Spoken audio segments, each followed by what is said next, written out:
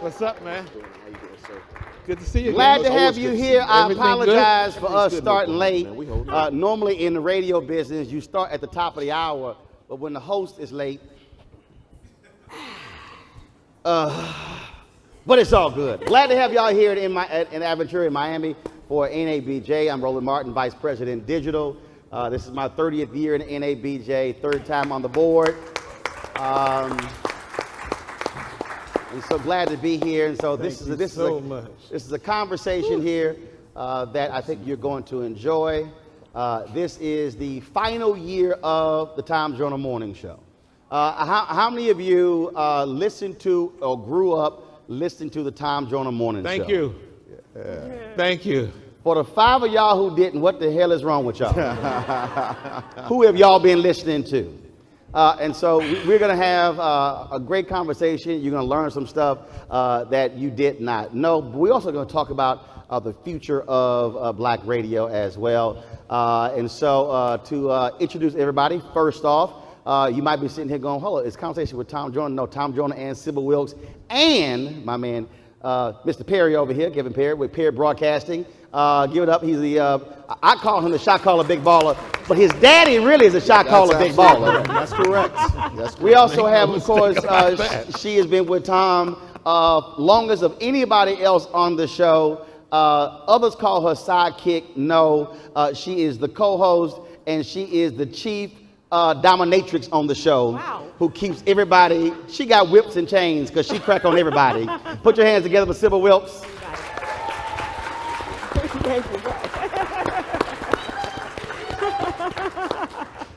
And of course, the first African-American syndicated urban radio show.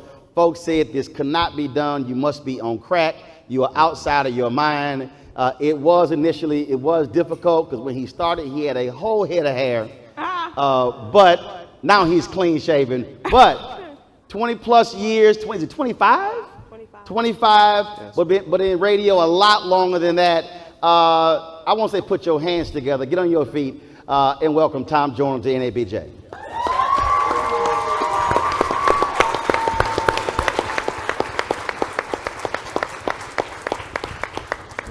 So y'all have a seat. Y'all gonna get a kick out of this. So when they said, hey, we want to have this conversation with Tom at NABJ, and somebody called me and they said, I said, oh, that's a great idea.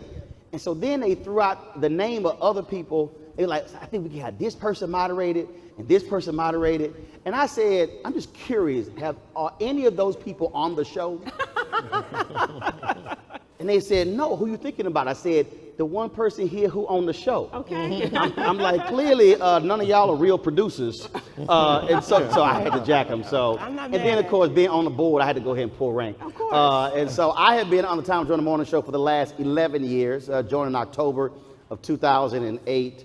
And so it has been an incredible But we journey. go further back than that. Yeah, go further back. But I'm just saying, but actually on the show, get the check. Yes, yes. Yeah, so see, The money. See, you can tell Kevin's the CEO because I mentioned money. His eyes lit up like, yes, there you go.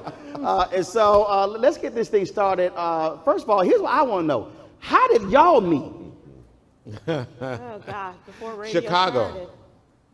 I was Fly job. I was fly jocking. I was going back and forth from Dallas to Chicago every day, doing mornings in Dallas, catching American flight that left at 9-something to Chicago, and doing afternoons. And Sybil was doing traffic.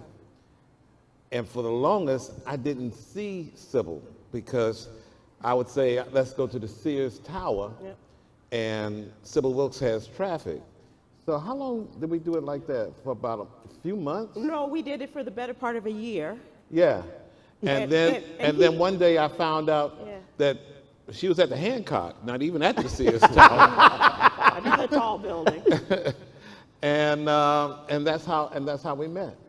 Yeah, I was doing an overnight talk show at WGCI AM, and I had 13 listeners. It was my mom and 12 of her friends.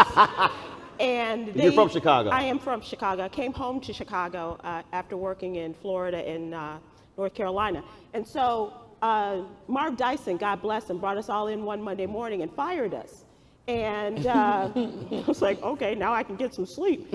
And he called me 4 days later and said, how you doing? I said, well, considering the fact that you fired me, I'm pretty swell. And he said, well, I have an idea. And so that was the first time I ever heard somebody say, I have an idea. And that started my relationship with Tom Joyner. And I was doing traffic with Doug Banks in the morning. I was carjacking. I was doing traffic with Doug in the morning and Tom in the afternoon. And sure enough, we did it for 2 years. 8. No, you did that for 8 years. We did the traffic and fly duck thing for 2-3 years. Yeah. And then he called me one day. I'll tell you when it was. It was shortly, my mother died in January of '93, okay? And Tom was the first person to come to my house that day. And a few weeks later, he called and said, how you doing? And I said, I'm okay. And he said, well, I got an idea. And he told me about this opportunity for syndication. And would I be interested? And at that point, I had a boyfriend, but that was it as far as any connections in Chicago at that point, having lost my mother. And through that year of '93, he groomed us to get ready to move to Dallas. And we all moved to Dallas in November, right after Thanksgiving. And we did a month's worth of runs and practice runs for the show. Because it had never been done before.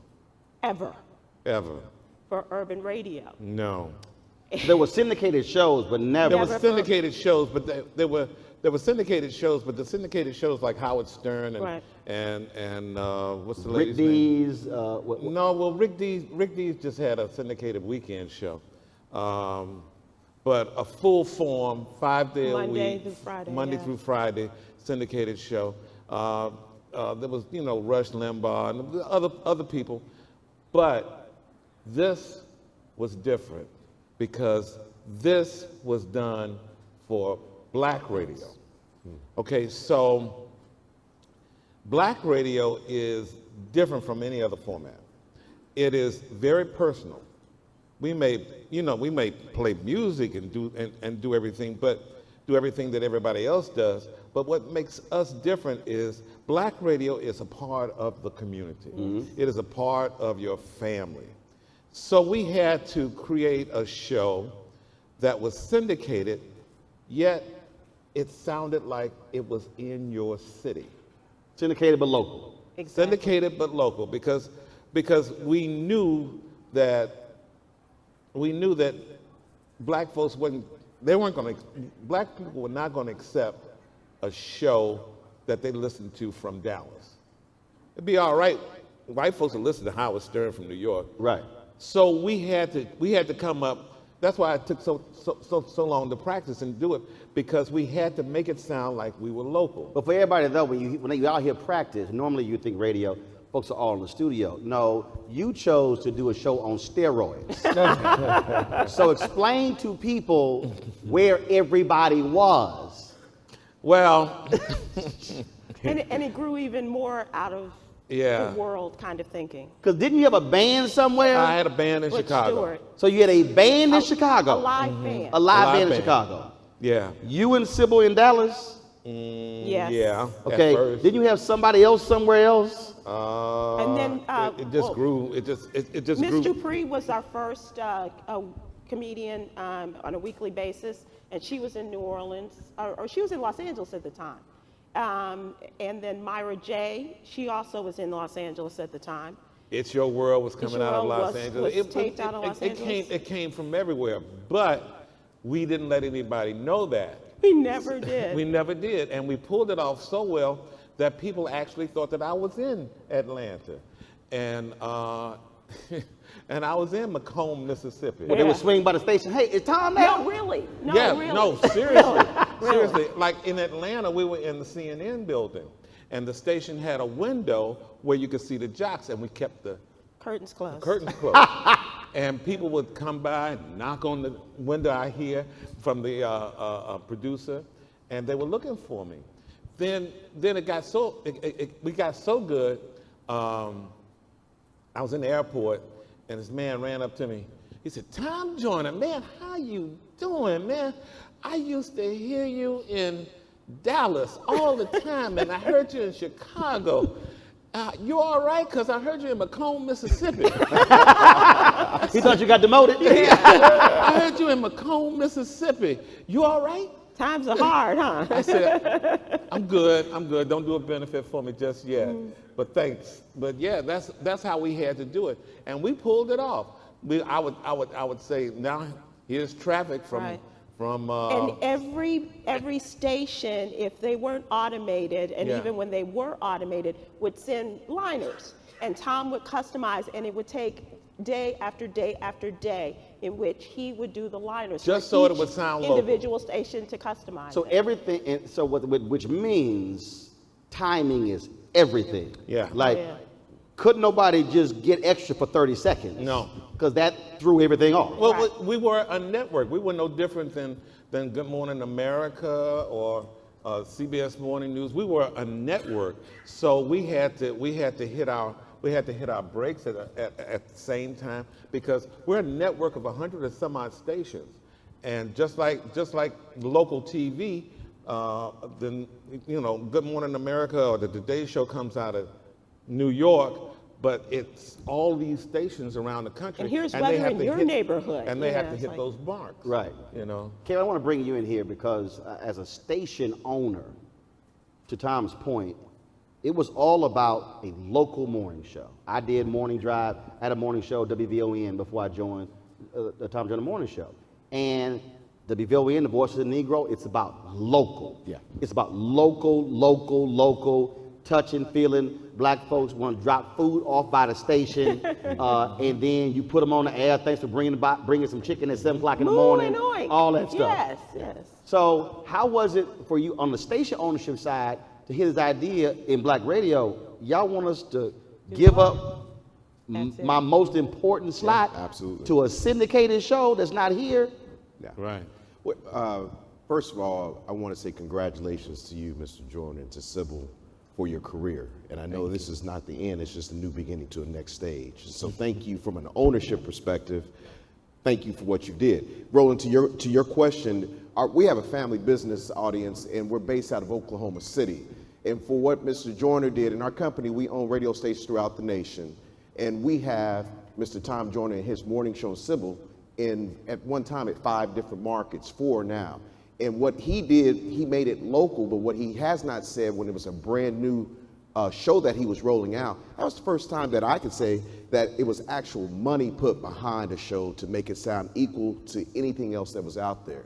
And so when you put that type of investment in it and you have the talent, you get the Tom Joyner Morning Show. The local driven was phenomenal for us. Now remember this, I'm in Oklahoma City. I'm glad he didn't say call us Mississippi when he was talking about how bad Mississippi was. And we're not Atlanta, Georgia.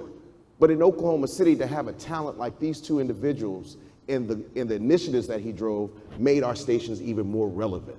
So from a local perspective, people turned on the radio every day to hear what Tom Joyner had to say about what was dealing with us in this room nationwide, because it affected us locally as well. That's one thing that he was masterful of dealing with issues that affected us even locally. Tom, Well, that's because the black community, even though we stretch from coast to coast, is really very small. Very small when you're broadcasting to the black community, because all of our needs are, education, finance, health, all of those things makes us a very small community when you're broadcasting. And we had to come up with a show that did more than just play some music and tell you what time it was.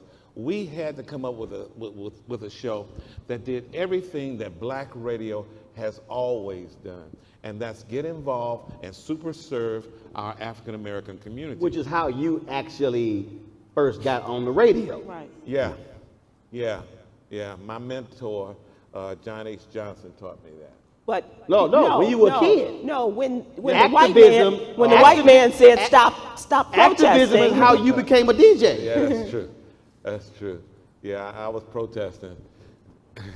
I was protesting. I'm from Tuskegee, small town. Any Tuskegee folks in the room? Any Alabama folks in the right. room? Okay, gotcha. All right. So this was in the 60s. Montgomery bus boycott was going on, and we were. And if you notice any of the footage of all of the protests, you saw young people. Our parents couldn't afford to take the risk of losing their job with white people. So every Saturday, we were out there protesting something: voter registration, school desegregation, lunch counters, Confederate soldiers in the, we were doing that every Saturday. So I'd like to tell you that I was woke, and I was out there protesting like everybody else because You were down for the cause. down for the cause. And? The truth is, Truth. I was a fat kid, and they served good food at protest marches. So you were hungry. Lord have mercy.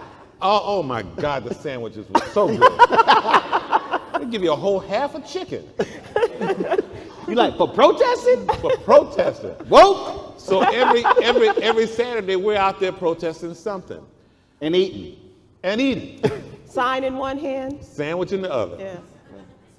And so this particular Saturday, we were protesting the fact that our one radio station in this practically all black town did not play any Aretha, no Temptations, no Wilson Pickett, none of that. And the radio station was housed in a Ford dealership. The owner of the radio station also owned this Ford dealership. So we're out there, we want Aretha, we want Wilson Pickett.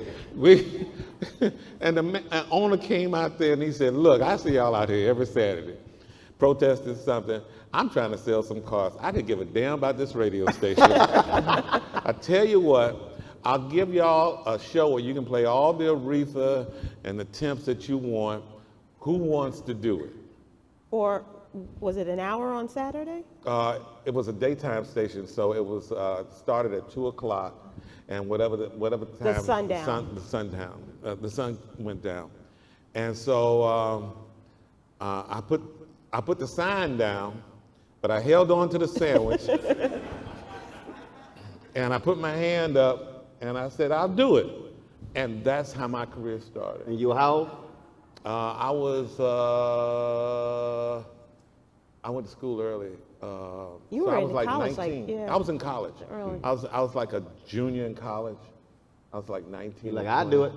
I'll do it. And I've been in radio ever since. I've never done anything else but radio. Isn't that great? Sybil, Kevin and Tom talked about the activism piece. And when you think about this show all the years, folks talk about, oh, sure, this entertainer and that entertainer. But the reality is, as I've traveled around the country, when people talk about, everywhere, hell, I was in the airport, I flew to Atlanta last night for an event, I came back, dude in the airport, like, yo, man, what are you gonna do? I was like, he's gonna run a foundation, he's not gonna, I'm just checking. But what people talk about, not entertainment interviews, they talk about the initiatives, the campaigns that were launched. Taking those campaigns to the air and spreading them throughout the nation, and I dare say throughout the world, because we were on Armed Forces Radio as well. And a number of those... Which is different because a lot of people have been scared to take stances on issues. Look, we ain't trying to get dropped, mess with our money. Exactly right, Roland. And there were some times where it was a little uneasy, but Tom was always, and he talks about his mentor, but he was always and has always been about doing right by black folks. I don't care what they're doing, and he will tell them when they're wrong. But as far as I still support them. Yeah. You can be wrong. You can be wrong and black, but I'm gonna still support you. I don't have a choice. My website is called Black America Web. But these issues, whether it is voter registration, whether it was telling the folks at CompuServe, whether it was, you name it, we had so many air initiatives that just took place and took off, even when it was down to keeping Living Single on the air. You know, it was things like that that were so important to people and didn't realize that we could do something about it. You know, we could do it locally. We did all the protesting and things, but this took it to a whole nother level. To have level. A national platform Exactly. that hits 100+ cities. Yes. And so when somebody says, And yeah, y'all ain't really major, okay, listen tomorrow morning. And hits And then when the 10 phone million calls black show up. folks, yes. Yeah. And folks, you know, mailing in their receipts, or people lined up to register to vote and coming in the middle of the night to be a part of a Sky show where we were really just trying to do voter registration. But Tom had that infotainment aspect of it. We were informing as well as entertaining. Tom, the CompuServe thing was a little different. Yeah. It just sort of happened. And then y'all were like, what the hell just happened? Yeah. Explain for the folks who are unfamiliar with that. There's one major rule of radio or media. You don't go after advertising. You don't do that. You don't bite the hand that feeds you. That's the money. That's the money. You don't talk about advertisers. They do something wrong or tragic, like what happened at Walmart. You take the spots off the air immediately. You do not ever talk about advertisers. Well, I don't know if you remember an organization called CompUSA. Remember them? Okay, CompUSA, they're out of business now. But anyway, someone leaked an email that said they didn't want to advertise to black people. Whoa, that ain't right. So we went to CompUSA and said, you know black people buy in your stores. And in fact, I can prove it. And so I went on the air and I said, CompUSA said that they didn't want to advertise to black people. So my bosses said, hey.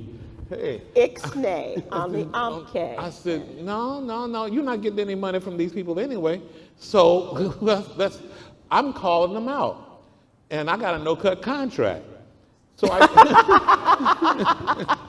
The rest of us didn't. I'm in the driver's seat. I'm driving. Sybil said the rest of us didn't. So I said, okay, people, CompUSA doesn't want to advertise to black people. And I went to CompUSA and I told them black people buy their products. Do me a favor and send in your receipts.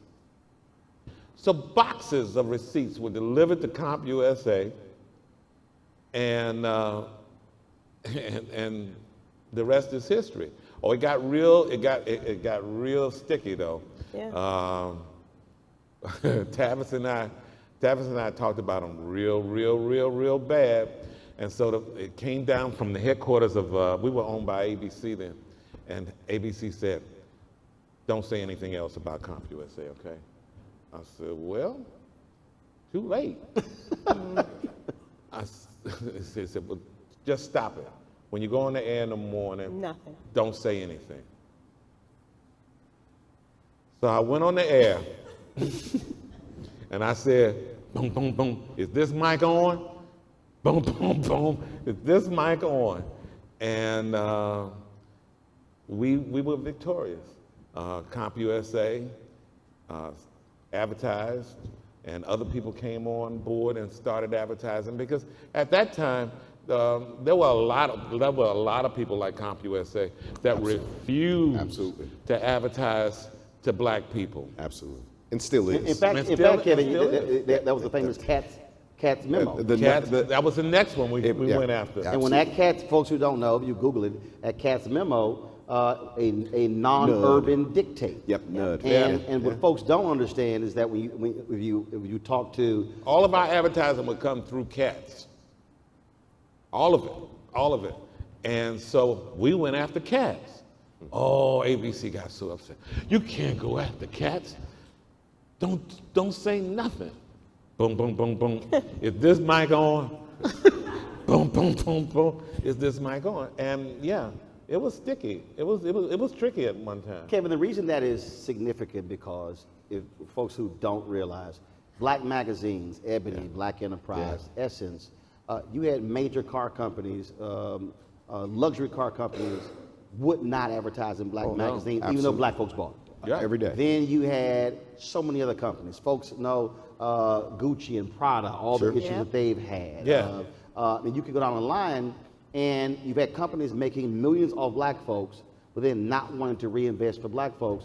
As a station owner, beyond the syndicated show, you're impacted by that because you're not able to grow your company to increase your revenues, to buy more stations. And so it impacts the growth of your business when you don't have, as Dr. King said in the April 3rd speech at Mason Temple, reciprocity. Absolutely. No, the No Urban Dictates, you all made, I look amongst you all and walk through the halls and all this hope and faith and high energy and smiles and the world, the future's in front of you. And you. And you, thank you, and you. And take advantage of that.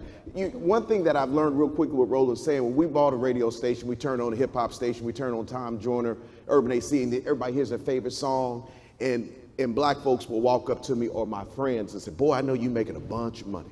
I said, "Well, why do you think I'm making a bunch of money?" "Because you're playing the hottest songs. Everybody's listening to you, so everybody's going to advertise."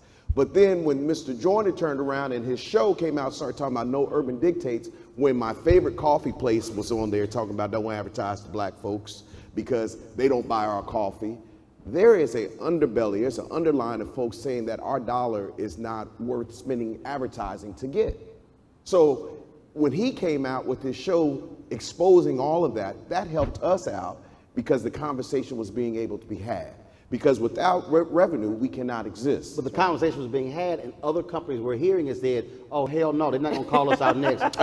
So I need y'all to play some money." We're going to buy some advertisement, and here is the backside of that. They got a return on their investment. Yeah.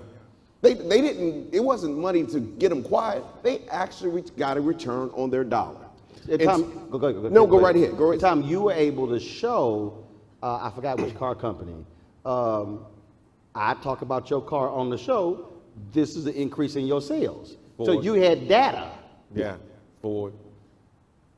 One cruise, we sold like 700 cars. 700 cars. And Ford said, "We'll see y'all next year." Okay. Yeah. Well, let me give props where props are due. I didn't just come up with that. I mean, I may have done that, and it hadn't been done on radio before. But you know who taught me that? Who? John H. Johnson. John H. Johnson. We had a TV show for a minute. And did you know that Kentucky Fried Chicken did not advertise in Ebony Jet or any other black media. The hell, what they think? And at Chicken? all the chicken that black folks eat. So Mr. Johnson said, "Well, let's go see him." So if you ever met him, you know I'm dead on, man.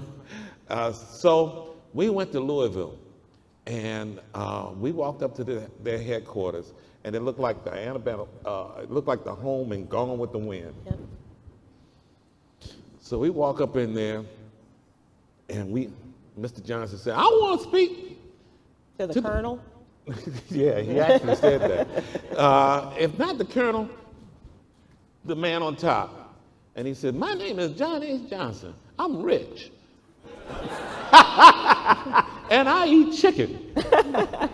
And I'm not here for me, but I'm here for black people that came over on a boat as a slave." I mean, he took them back. By the time we walked out of there, they were feeling so guilty that we had Kentucky Fried Chicken. And that was like unbelievable. That was like 30, 40 years ago. They were not advertised to black people until John H. Johnson walked up in there. "I'm rich and I eat chicken." But it wasn't just that he was rich and he ate chicken.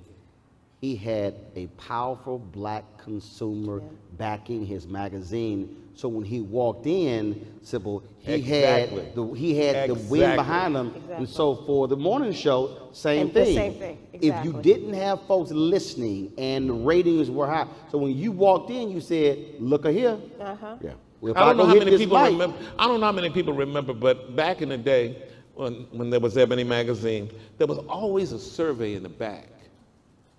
Do you rent or own? Did you go to college or not? Right. How much money do you make? And he was the first that came up with data about The black consumer. the black consumer. He was a marketing genius, and he went to all these different brands that black folks love, and he told them, he said, "Black folks love your product, and black folks have money to buy, and here's the data." And he said, "When black people love you, we wrap our arms around you through generations and to death." Like, I don't know how many, I remember Colgate. Everybody had Colgate toothpaste. When black people say they buy your product, we love your product, whether it's the best product on the market, or the most expensive, or the cheapest. When we say that's what we buy, There's nothing like that brand loyalty. But brand when you loyalty. piss us off, right? Here we there's a come. flip Okay. side to That's that. right. Because y'all understand, to this day, if I drive by a Texaco, Wow, yeah. I pause because of the racism. That was at least 18, 20 years ago. Right. So to this day, I'm like, Nah. let me go to Exxon. I'm saying. So Brand for loyalty. black people, when you do something to black people, Yeah. that's why I tell people all the time, especially black celebrity folks who are in our profession, I tell them, no disrespect, y'all can go try to appease as many white folks as you want. You can try to cross over, but do not piss off black people, and you damn Or we sure will don't cross piss you off out. black women. That's right. So some of y'all be asking me, but one of my guys said, "Roland, why you always with?" One of my guys on my show said, "Why? After I see you always all them old black women, and you'll walk over and take a picture." I said, "Let me tell you something. Old black women watch. Yep. They make their kids watch. They make their grandkids watch. Yep. I'm gonna lock up the old black women market." Tell them about Janet Jackson. Oh, so Janet Jackson, when she goes on the cruise, Janet Jackson's mama watched me every day on TV One at 4 o'clock in the morning in LA. Lowell Henry, who was a close Jackson friend, he's close to Miss Jackson, he would call me, he said, "Roland, me and Miss Jackson, Miss Catherine, we watch you." He would text me boy, she just said this. We be talking to television, and it's 4 o'clock in the morning in LA. Now, we were on at 9 o'clock, it was 6 o'clock in the morning, they were cool. He said, every day. And there's so many other stories like that. Yeah. And so the thing about that is, again, is understanding, and I want you to speak to this, and I can all three of you, why we have to, what Tyler Perry spoke here last year, because I want him to speak to this, why we have to respect the black consumer and have love for our people in order to also get it back. Yeah, I think that, and as Tom learned at the feet of Mr. John H. Johnson, those of us on the show have learned from Tom, especially about understanding the demographics of our show. Women between the ages of 25, well, at the time it was 25 and 54. Now it's considerably older.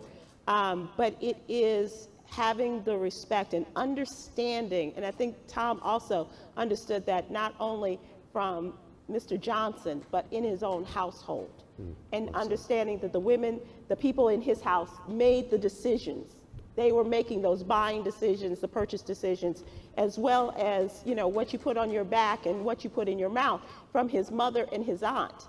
And those of us that also grew up in understanding the power of these single black women that were listening to us and understanding how important they were to the running of our show. Sorry, Mr. Audio Man, I get a little excited about this sometimes. But not only in terms of the programming of our show, but actually the features of the show. We had one of the first single mom features with Myra J. And that was a real important part because you're reaching out to these people, and that also engendered a lot of advertising, I dare say, in terms of who was going to be advertising with us, as well as how we were going to get people to take in a lot of these advertisers that hadn't done business with black companies before. But Tom, that your black audience wants to be touched. They want to, I use the example for me. I can't go to a church. I know you can't talk about this subject. That's a running joke on the show, y'all. I won't go to a church if I can't shake the preacher's hand. You can't do that, preach, and then go in your bat cave. Yeah. No, black folks also, Radio. they want you to touch them. Radio is like that. Radio is a radio. I have a congregation. Yes, you do. Yes, you do. I do. Oh, you're nice. Oh, now he Bishop Tom Joyner. And that and Bishop Elder Deacon. and black radio has to touch and hug. Well, how do you do that when you're in Dallas and you're in 100 and some odd markets and everybody wants to be touched and hugged? We came up with the Sky Show. Yes, you did. And we did the Sky Shows. We did that for 4 or 5 years. I don't know how many we did a year, maybe 50, 60 of them in large arenas, large venues. And we would literally Touch. hug and touch. And they had to register to vote. And Right. entertain. And we coined the phrase, we trademarked the phrase, party with a purpose.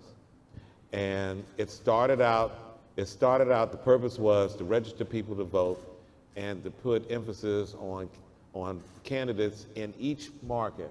And so every year I would do maybe 50, 60 markets.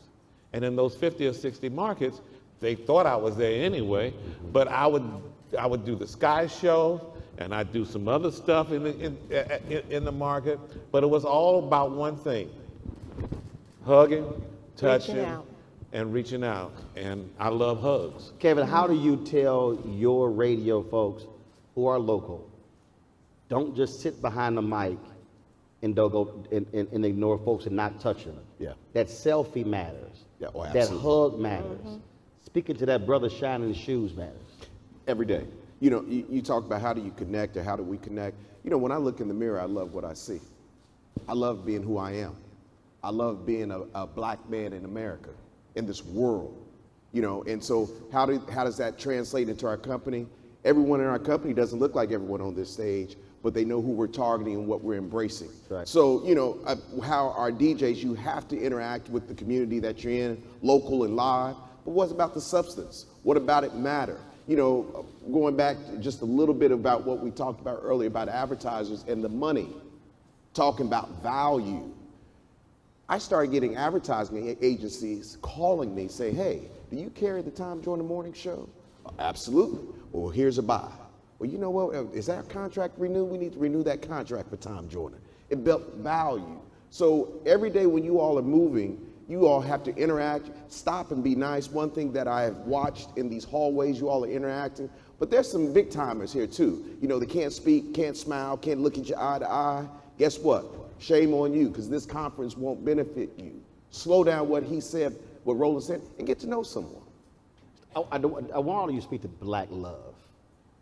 And I think it's hard for folks who are not celebrities or public figures to really understand black love and how just amazing it is. I think about going through the Atlanta, first of all, going through the Atlanta airport, it's just black love all day. But I was in the airport, I'm waiting on the flight, and a brother walks up to me and he says, thank you. He shakes my hand. And I said, appreciate it.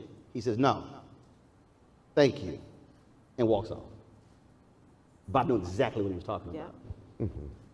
So what's one of your memorable examples of just being in the presence and in being the beneficiary of black love? Oof. There's so many. I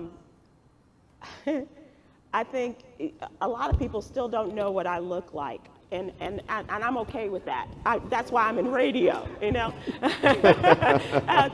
For some folks, this is the first time they've seen me. But they know my voice and they know my laugh. And so that's when it'll, you know, somebody will turn around and say, oh my God, Boom. I know that. I know that laugh. And then they grab you up because we are talking to people every morning, the most intimate times of your day, right? They butt naked, in bed, in the shower. Like, it is intimate. Yes, it is. And sometimes we're the only ones with them. But it is really important times of their days. And now we have kids, we have young adults that are telling us, you know, my mama made me listen to you going to school when I was in 7th grade, and now, you know, I'm anchoring the news here in this particular city. It's like, those are the moments, and it's not like, you know, Danny Glover coming on and Tom and Jay, and Danny Glover said, is Sybil there? And I was like, yes, Mr. Glover, as a matter of fact, I am. But, you know, it's moments where people recognize you, and when Danny Glover says to Tom, thank you, like you just heard, Roland, thank you, and not realizing that Danny Glover or Oprah is listening to you, but also those people, those women that are driving their kids to school every morning and saying, listen to what they're saying. Right. You know, and now you're gonna go look up that big A word or whatever, you know, and you can be silly and make a living like J. Anthony Brown or all the other comedians, you know.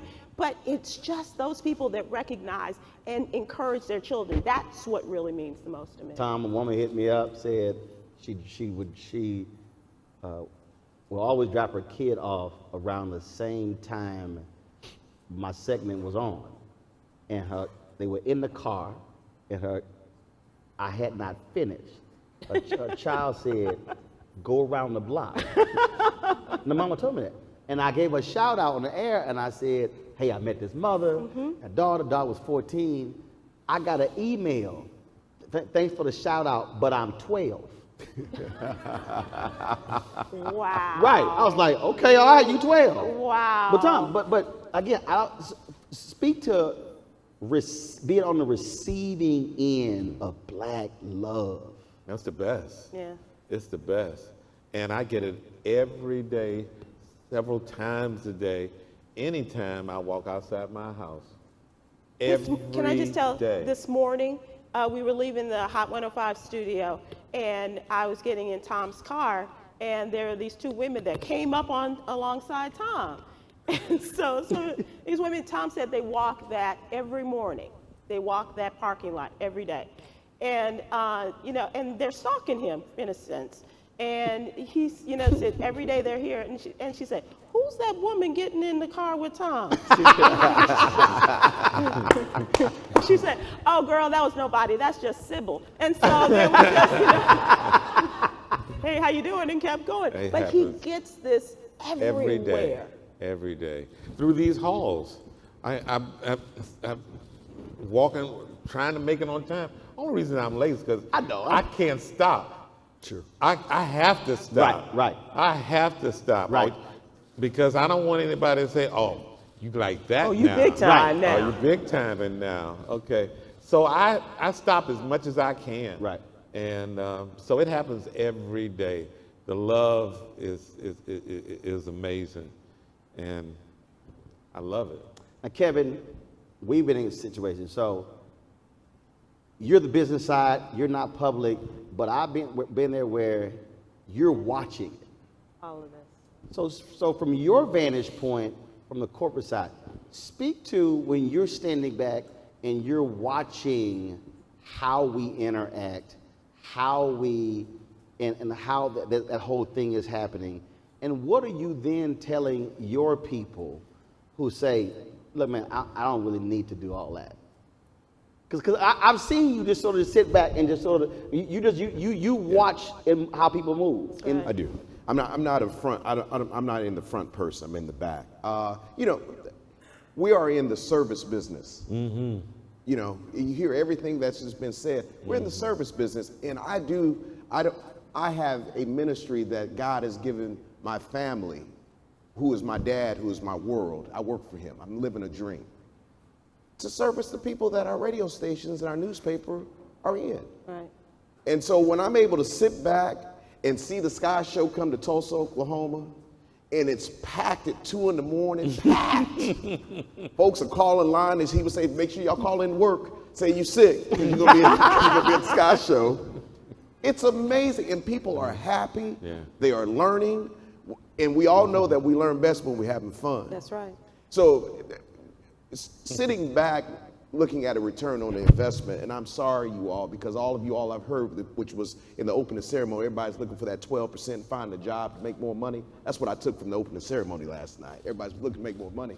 Is that we have a newspaper called the Black Chronicle newspaper that started our entire company. We all know where print is today, but we're still in business and doing well. And one day, we literally in 2 days, we had all these people walk into our offices for new subscriptions. We were like, well, what's going on? And one young lady said, well, I'm here because Tom Joyner said, stop by your local black newspaper and get a subscription. That's right. I couldn't make that up. I remember that. Yeah. Yeah, unbelievable. So I'm able to sit back, watch, and appreciate. Yeah. The show ends in December. 31st. You announced 2 years ago, that was the last contract you signed. And folks have just been like, okay, what's going to happen, what's going to happen, what's going to happen? Reach Media announced that Ricky Smiley will be sliding to the adult contemporary position. But I do have a fear. And this is not just radio. I have a fear because I look at the state of Ebony magazine. Jet no longer exists. SS Magazines makes more money from the festival than the actual magazine. I look at the fact that there are 8 black cable networks that target African Americans that do 1,344 hours of content a week, and there's not 1 hour of news.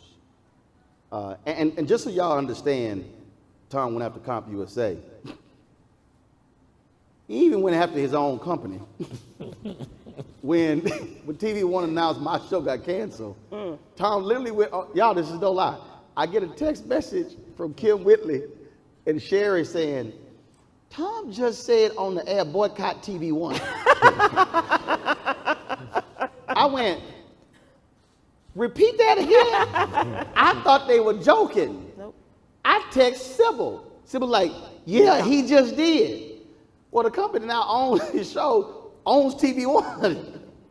And didn't sit well with a couple of folks, but you were not afraid to hit the parent company. I'm telling you, when Tom Joyner is for you, it doesn't matter. It really doesn't.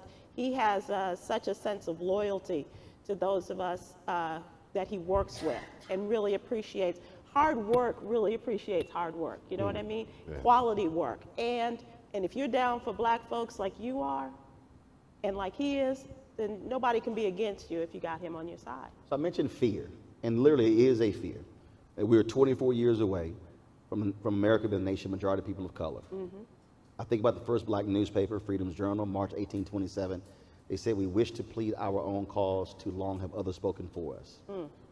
My fear is that we're seeing black media disappear, and of the black media that is still here, many don't have that same burning fire inside, Tom, of activism and fighting for our people. How do you see the landscape just projecting forward? What do you see and what do you want to see? Streaming is killing us. We're dying. It killed print media, and they're digging the grave for radio right now. Oh, thanks for those of us that still have to work next year.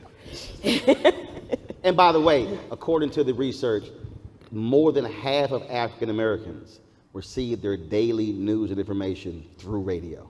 It's true. But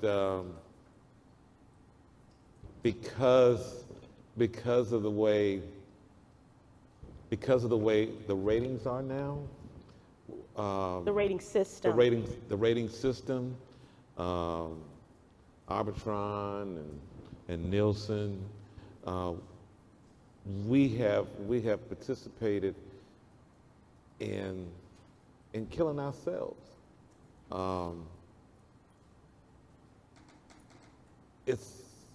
It's sad, and that's the real reason. And that's the real reason I'm retiring. I'm healthy. I'm strong. I could do this. I could do this from the moon if I had the opportunity. But the reality is that I'm not having as much fun, and I'm not making as much money. So I decided, after I got my last contract, and there was no extension after that contract, that I would just stop getting up at 3 o'clock in the morning and concentrate on helping students stay in school at HBCUs. So that's the business part of radio is not what it used to be, and it's just not as much fun, and we're not making the dollars that we're making without. But I can better use my time by getting up at 3 o'clock in the afternoon instead of 3 o'clock in the morning, and helping HBCUs, and that's what I will continue to do from now on. I've taken over the Tom Joyner Foundation. Our biggest fundraiser is the cruise. The cruise will continue, and we sell out every year. And we're going to channel our charter. Simply says we help students stay in school at historically black colleges and universities through scholarships. To date, we've done more than 29,000 scholarships. We've raised and donated more than $65 million to HBCUs, and I'm going to continue to do that. And I'll use social media to get the word out as to what we're doing and who we're helping. But I'm just not getting up at 3 o'clock in the morning no more. People say, you must be used to it by now. No, God didn't intend for you to get up at 3 o'clock in the morning. There's nothing up. Hell, I'm a night person. I don't know what the hell I've been thinking all these years. Exactly. You call me at 1 o'clock in the morning, yeah, what up? Right. Get up at that, I get up at, my segment is 7:17, I wake up at 7:05. Yeah, and sometimes we hear that. Yes, Yeah. precisely. Like, dang, it's early. So I said I'd get out before I was asked to get out. So that's why the show is ending. Sybil, what's next for you? I am putting in applications at Nordstrom's because I like shoes. I'm really hoping to stay in radio. I have a couple of things that I'm looking at, and I really want to. I know it's dying, but I just love that medium. Be nice on dying. I don't like it. Thank you. I know they don't I hear have it. too much debt. Well, I'm coming to you on Yeah, that. I don't wanna I'm hear coming to you. And I would like to be a part of that resurgence, if you will. I still think that there is a place that we can have as radio professionals to keep that medium going and thriving. I really do. And it is my hope that I can still be a part of a radio program in which, and especially for women, part of my greatest regret is that even in black radio, but in other forms of radio as well, there are not black women who are running black morning shows. As the host. As the host, Yep. yes. Their names are not in the jingle, as we like to say. And I want to be, in my days of doing that, are not over in terms of encouraging young women Right. to get out there and to go for it and to make the money. And I'm not taking anything away from him because he deserves every dollar he's made, but to make the money that men are making, because we're still not That's right. doing it. We're still not doing it. Right. I look up birthdays and holidays and stuff every day. And so on my calendar came up yesterday, August 7th, was Black Women Equality Day. We have to go all the way to August 7th to make the money that men make throughout that first year, right? From January to December. So, and we have to go till August to make it, right? And that's not even the pay equality day for white women. We're still at 58 cents to the dollar, yep. right? So I just want to be in a position where we can continue to lift up our black female broadcasters and really make sure that they get what they deserve for all the hard work that they put in as well. Kevin, when we talk about the future, it is a matter of understanding the shifting landscape. When I sat down with Cheryl Pearson with Nielsen last year, when they released their report on black consumers, 3 million African Americans listen to podcasts each week. When TV One canceled my show, I launched that digital show, I had black people and a whole bunch of black people in ABJ. Dude, what are you doing? Right. What about MSNBC or CNN? I said, well, first of all, I said, no disrespect, Joanne Reed don't own her show. Yeah. Don Lemon doesn't own his show. They have to ask permission to go cover something. I asked me. We did it. We're averaging 8 million views a month. We're building it. We're literally talking now about building into a network. And folks were going, but why wouldn't you go there? I'm like, because the consumer has shifted. Yeah. I'm always trying to go where the consumer is going. Sure. And so as an owner, what are you seeing in terms of black radio? And I dare say not even use the word black radio, Yeah, absolutely. black media. Media. Absolutely. Well, first of all, on the radio side, let's deal with the ad revenue. 10 years ago, it was a $17 billion radio advertising business. $17 billion with the B as in boy. It's currently at $14.5, $15 billion being spent in radio. That's $14.5 billion, ladies and gentlemen. That's just not going to go away.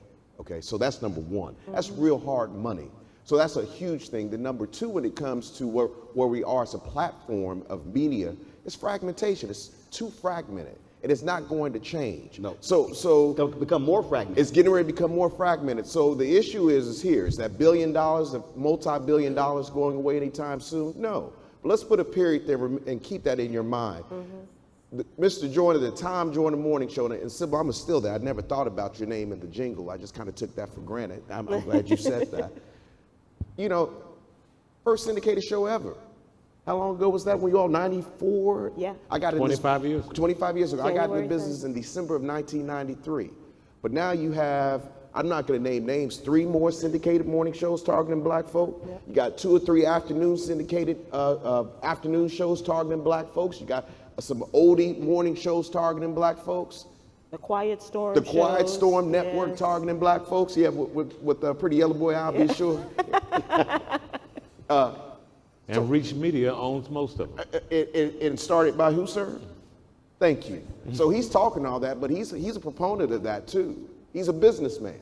So my point for that saying, we're not going anywhere. We have to integrate to what today is. So if you're a radio owner, TV owner, you have to integrate. You have to have apps, you have to stream, you have to be everywhere. Is there a cost to that? Absolutely. Is there a revenue following that cost? 6 times out of 10, no. Can you go out there and make it? Yes. I said this to Ms. Kathy Times earlier today. Boy, if you would like to own a radio station or a TV station in America right now, there's a ton of inventory out there for you to purchase. Good or bad.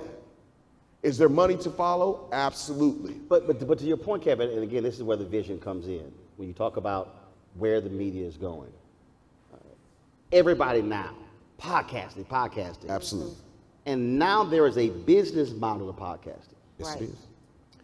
What the folks may not know is that, so when I read the Chicago Defender, I was at a media fellowship at Cal Berkeley. Evan Williams presented the podcasting. Evan Williams is the co-founder of Twitter. Then he had a company called Odeo, O-D-E-O, brand new. And he taught us about podcasting. I came back and I'm like, oh hell, we're gonna do a podcast. So I launched the first black news source podcast ever at the Chicago Defender in 2005. Launched a video podcast, first ever in 2006. The owners of the Defender were like, there's all this podcast and stuff. I said, if y'all would just get the hell out the way. Let you work. And just let me do this. I'm telling you where we're going. That was 2005, this is 2019. They just announced 3 weeks ago their last print edition. They did. They are trying to do things today that I literally was doing in 2005. So what this also requires is, it requires owners to listen to the folks who are working for them. I agree. To say, they might be on to something, and I bet not just blow it off, because the revenue stream may not exist today, but it is going to come. Absolutely. No, I agree. And that's an In the investment. pressures of the everyday business, Roland, you and I have had this conversation many times. The pressures of an owner trying to pay payroll, bills, debt service, sometimes clouds judgment. But yes, if you all have what he's talking about, podcasting and things of that nature, be aggressive and promote it yourself. I hope everyone in this room has your own individual social media that represents you to be able to monetize yourself moving forward. And so, to answer your question, I feel strong about radio today. I feel stronger than ever, and that's not blind trust. If it's done correctly, it's a great business. Before I go to questions, is there something in all these years that you wanted to do that you didn't do? Yeah. Other than date Idris Elba? No, I mean, there have been so many great opportunities from this show, whether it's going to the White House, whether it's broadcasting from South Africa twice. We have not broadcast from the moon. You know, I just, my blessings are just overflowing as a result of doing this show. And having worked with a man who has tremendous vision and him hiring people with tremendous vision, we have such a talented staff of people. That has been the joy of my life, because I grew up as an only child. So these are my brothers and my sisters that I get to watch and learn from every day. And my only regret is not making Tom Joyner money. But other than that, I'm really good. No, I am. Tom? I've got a couple of regrets. Not necessarily in this order, but we had the opportunity to put Steve under the umbrella. Yep. And egos got in the way. And we weren't that far apart on money. It was all egos. And Steve, Steve was going to come under the Reach umbrella, and we were going to do a twin tower kind of strategy, where it would be me in the mornings and Steve in the afternoons. Egos got in the way. That deal didn't happen. We had the opportunity to do a movie based on the cruise, and we put together for the first time Tyler Perry and Rob Hardy, Will Packer. and Will Packer They were going to come together, and again, egos got in the way. So Will Packer did the movie and called it Girls Trip. And True story. somewhere in my stack of stuff That's true. is a script. And instead of these people, these girls, these women going to the New Essence Orleans. Music Festival, Yeah. they would come to the cruise. But What? if your son has not told you, What? about 4 months ago, I got a call From? from a showrunner of 2 major shows. I won't say the name of it because you already know. Who said, I want to get to Tom Joyner about a movie dealing with the cruise.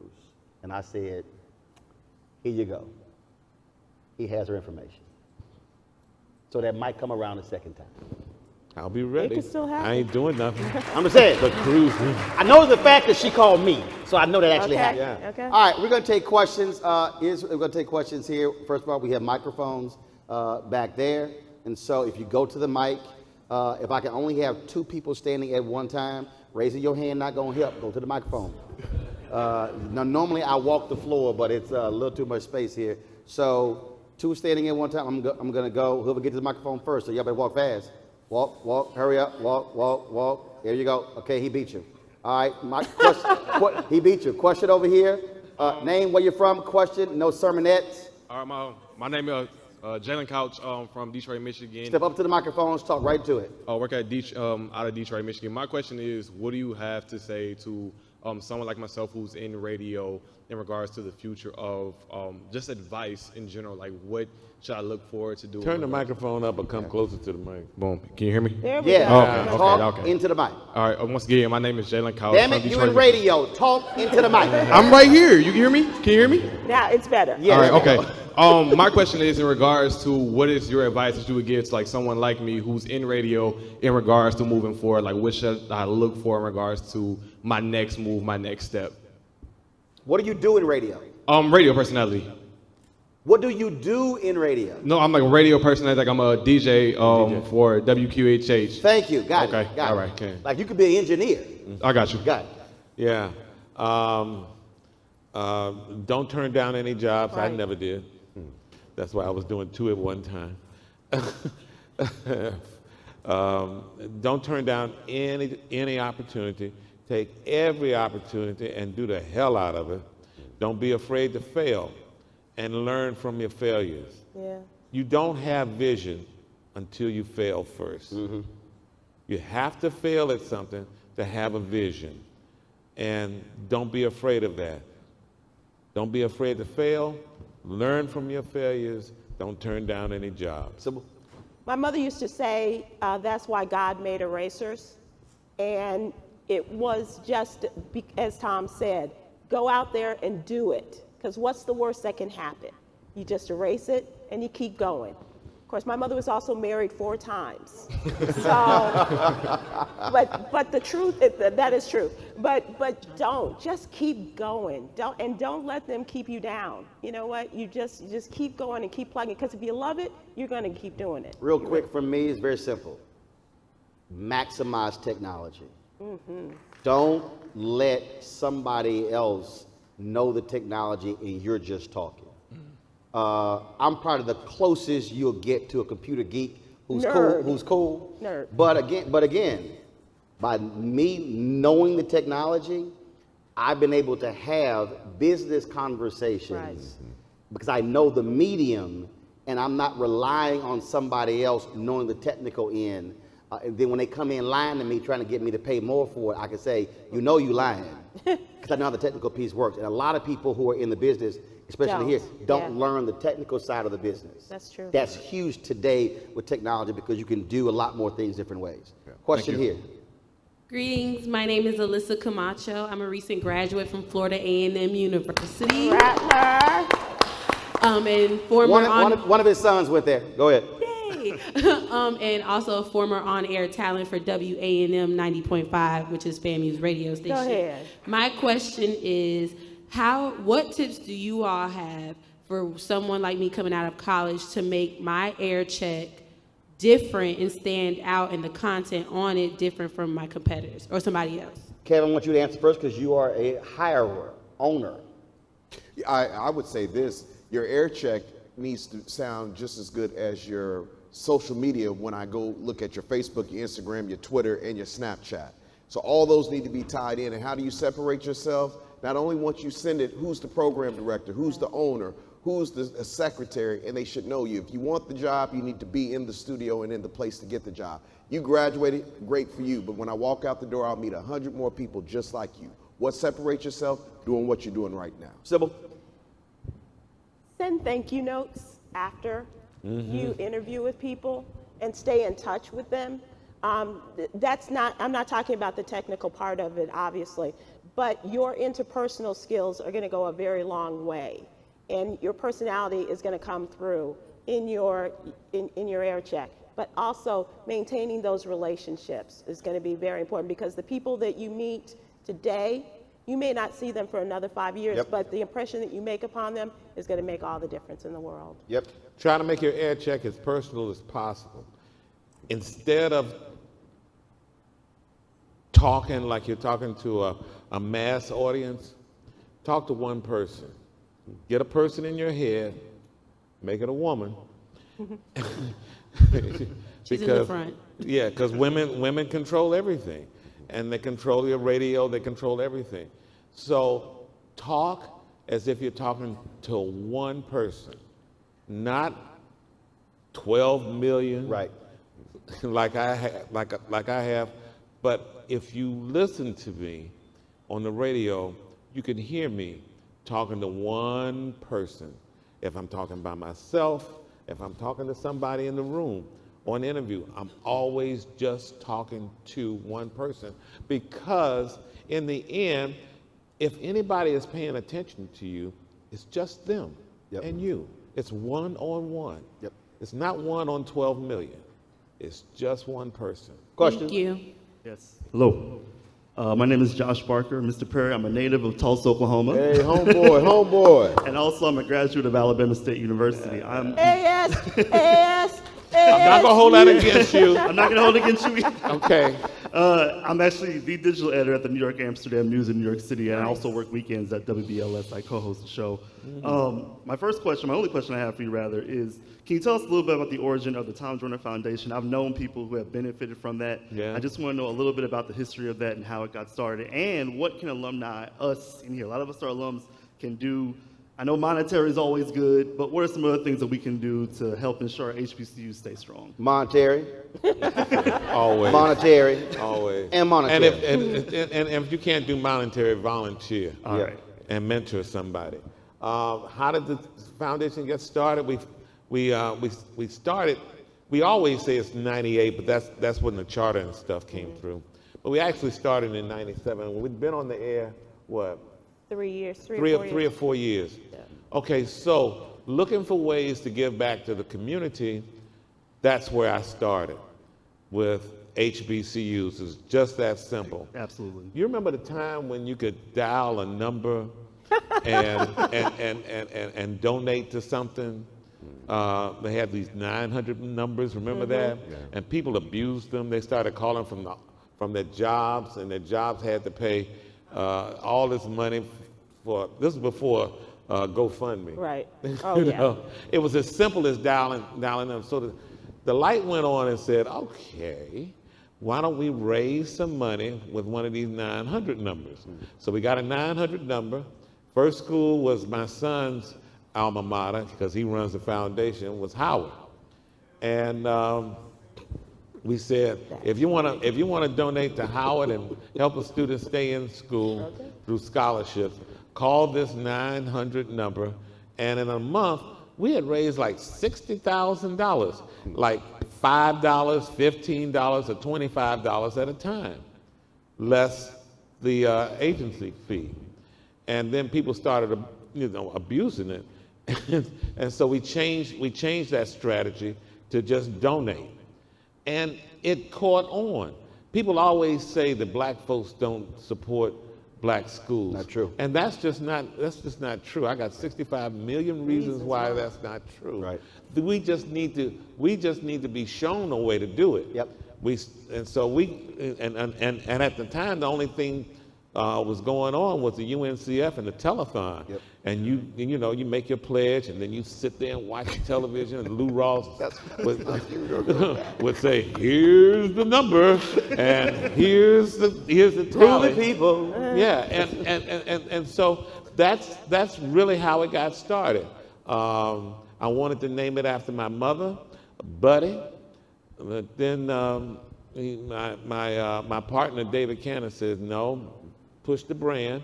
And so we call it the Tom Joyner Foundation. Also, your daddy Hercules wanted something. In Yeah. there, too. So, my dad is named Hercules. I know. Hercules. Thank God I'm not a junior. But anyway, that's how the foundation got started. Thank you so much. We literally have 2 minutes left. I'm going to try to get in 4 questions. Go. Young lady, go ahead.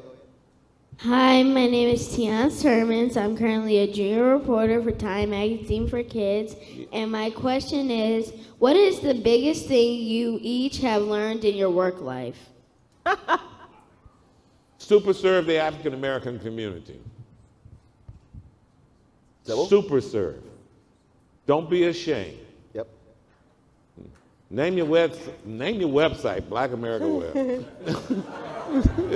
But super serve. Don't be ashamed. Yep. Don't say, why you always just helping black folks and black schools? White people listen to you too. No. If someone else wants to listen, fine. But I super serve African Americans. Period. I'm not ashamed of it. Sybil. Be true to yourself. Just be true to and know what's going on in your head and your heart. That's what counts the most, and never, ever try to veer away from that. Kevin. Slow down and enjoy the moment. Amen. Slow down and enjoy the moment. And that's something I have to learn how to master better. Me too. I dare say, real simple, work ethic. I guess at the inauguration of Obama, that was a celebration. Radio 1 honored Tom, and all the folks, they came up there and they were talking about, oh, he's done this and this and this and this and this. And so they asked me to speak, and I said, this is simple. If he didn't have work ethic, he couldn't do any of those things. And so people come up to us all the time, I want to do what you do, but do you want to work as hard to get there? And so if you don't have the work ethic, none of it will happen. It's not just getting up at 3 o'clock in the morning. Right. It's literally the work. Doing the work. Doing the work.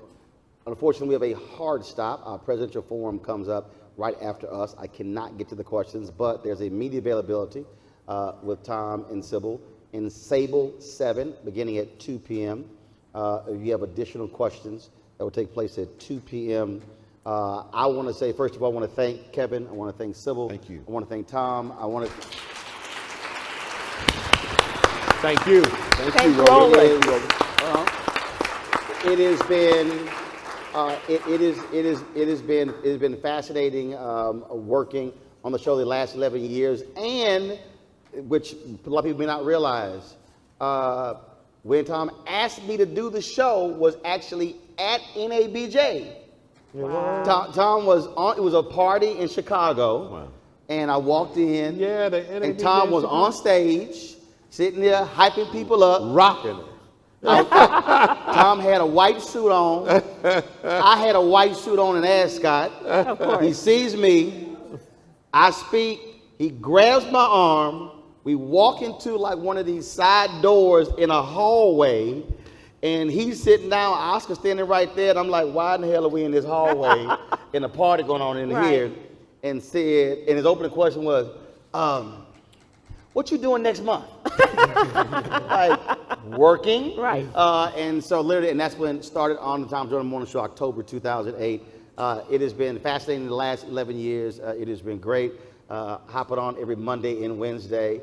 And it is because of J. Anthony Brown and Tom that when I gave a speech in Halifax, Nova Scotia, Canada, at a business conference, I walked in a blue suit and red tie, and the absolute first question was, where your ass, Scott? Because they talk about it all the time, and I just cracked up laughing. And so that's how a radio bit can go across the world. That's right. And you wouldn't even think about it. And so it has been great. I appreciate both of them, all three, being here at NABJ, sharing with you. We have been live streaming this. If you missed it, we have it on NABJ, YouTube, and Facebook, plus all three of my platforms. You can share the link.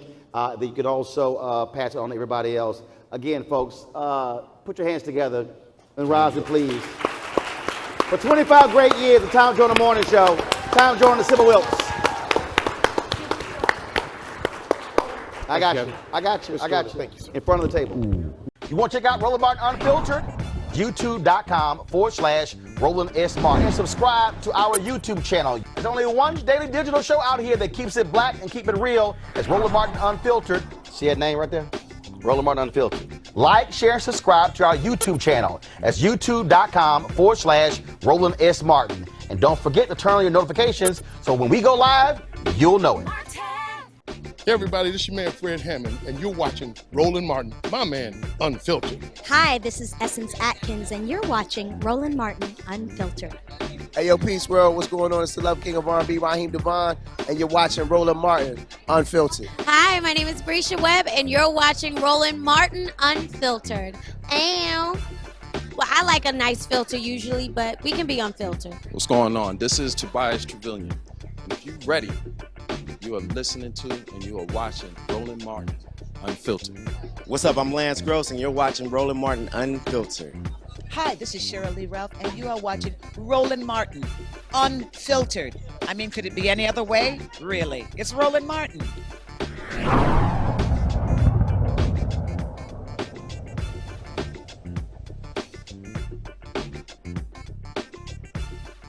You want to support Roland Martin Unfiltered? Be sure to join our Bring the Funk fan club. Every dollar that you give to us supports our daily digital show. There's only one daily digital show out here that keeps it black and keep it real. As Roland Martin Unfiltered. Support the Roland Martin Unfiltered daily digital show by going to RolandMartinUnfiltered.com. Our goal is to get 20,000 of our fans contributing $50 each for the whole year. You can make this possible. RolandMartinUnfiltered.com. Hey fam, want to check out Roland Martin Unfiltered, the blackest show on all of digital, cable, and broadcast. Check out our audio podcast. There's only one daily digital show out here that keeps it black and keep it real. It's Roland Martin Unfiltered. Press play.